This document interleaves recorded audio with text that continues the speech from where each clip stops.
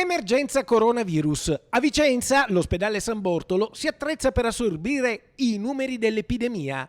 Il reparto di terapia intensiva ha 20 posti letto, ma con un sistema molto flessibile, aggiungendo a quelli esistenti altri 19 posti, si può arrivare a 39 letti in 3 fasi di attuazione. 4 posti sono già in funzione, ma sospendendo alcune attività chirurgiche programmate, se ne otterrebbero rapidamente altri 5 e poi in una terza fase, qualora la pandemia prendesse dimensioni che oggi ancora non ha e vi fosse un picco di ricoveri, nell'area della chirurgia si potrebbero ottenere ulteriori posti letto, arrivando appunto a un totale di 39. In questo momento nella terapia intensiva dell'ospedale San Bortolo sono già impegnati tutti gli attuali 24 posti disponibili, ma solo 2 sono i casi di coronavirus. Se aumentassero, sarebbe indispensabile dare assistenza ai contagiati più gravi, riducendo così la mortalità.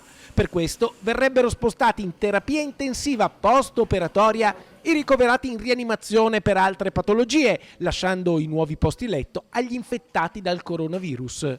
Questo permetterebbe anche al personale sanitario, medici, infermieri, tecnici, di operare in un'area concentrata senza disperdersi in tutto l'ospedale.